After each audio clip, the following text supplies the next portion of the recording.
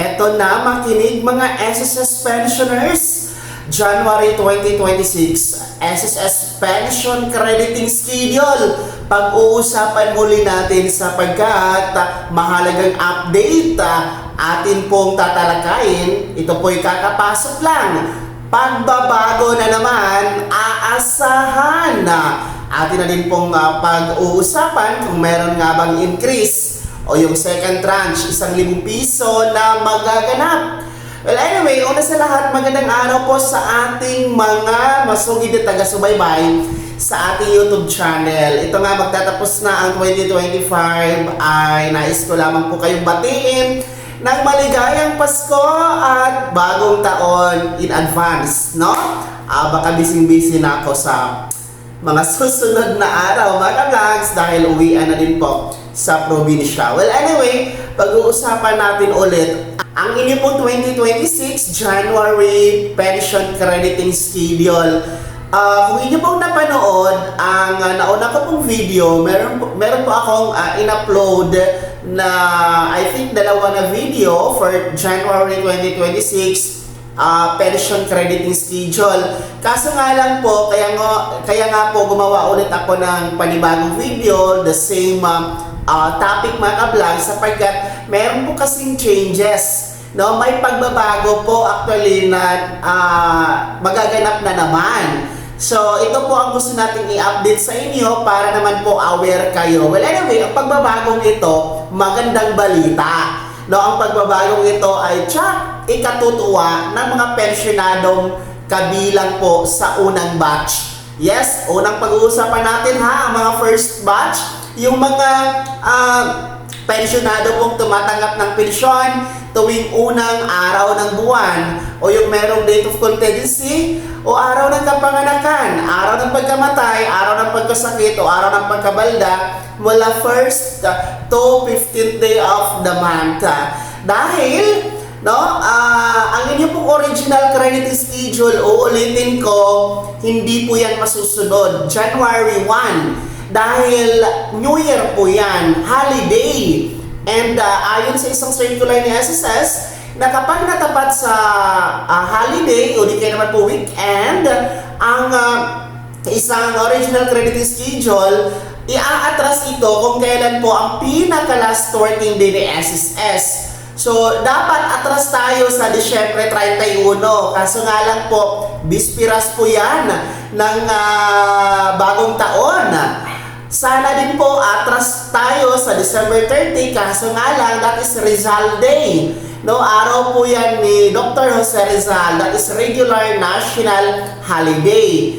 And ito nga, dapat ang inyo pong pension crediting maaatras sa December 29, no? Next Monday po sana ito mga ka-vlogs. Kaso nga lang po inanunsyo ng Malacanang Palace, no? Ito po'y binalita na din po via mga giant media networks natin mga ka-vlogs, no, sa bansa, particular sa GMA Integrated News, na kung saan ang December 29 ay diniklara po ni Pangulong Bongbong Marcos bilang special non-working holiday para po sa mga government offices, government agencies, kabilang na nga po ang SSS. Well, ito nga po ay para sa pagbibigay daan, no, sa mahabang bakasyon at mahaba-haba pong banding ng pamilya ng mga nasa gobyerno, no? Kasi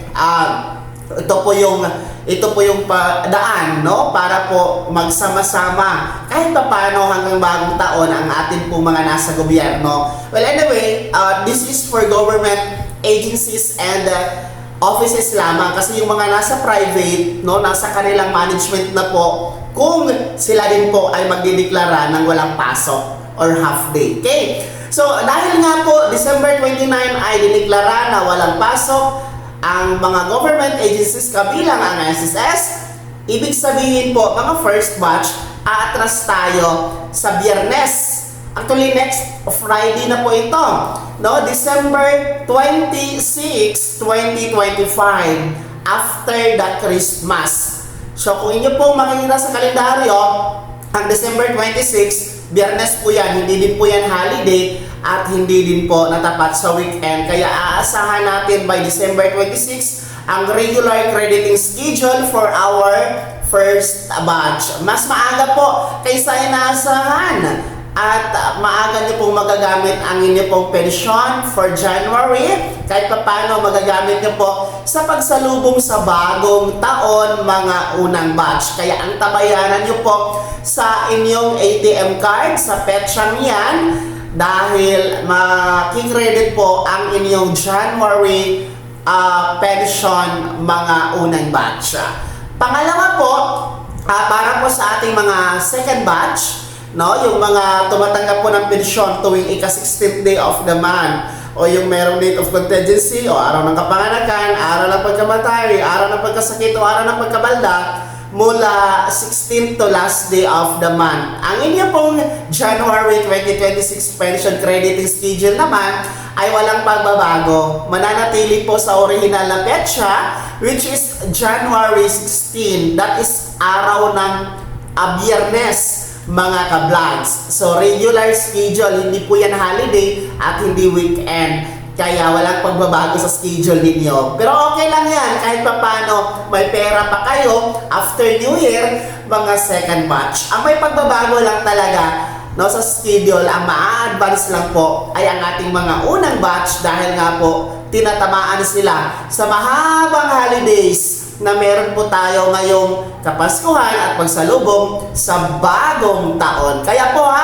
yan po ang pinaka-latest update para sa inyong inaantay na January 2026 SSS Pension Crediting Schedule. Sa mga baguhan pa lang sa aking YouTube channel o yung mga hindi pa nakasubscribe, i-click nyo po ang ating subscribe button na nasa baba. Huwag kalimutan na pindutin ang notification bell. Ilagay nyo po sa all para una ka sa mga balitang i-upload ko. Kaya naman mga pensionado, kayo pa ay natutuwa, especially ang ating mga unang batch na mas maaga pa kaysa January 1 magiging December 26 ang inyong pension crediting schedule. Oy, akin pong pahabol, antayin po natin ang proclamation copy, no, from Malacanang Palace, no. Atin po yung ibibigay sa inyo siguro mga Monday na po, mga vlogs, para po meron tayong resibo, no, na holiday talaga ang December 29. Mag-ingat po kayong lahat. Ulitin ko, advance Merry Christmas, advance Happy New Year. God bless us all, mga ka-vlogs.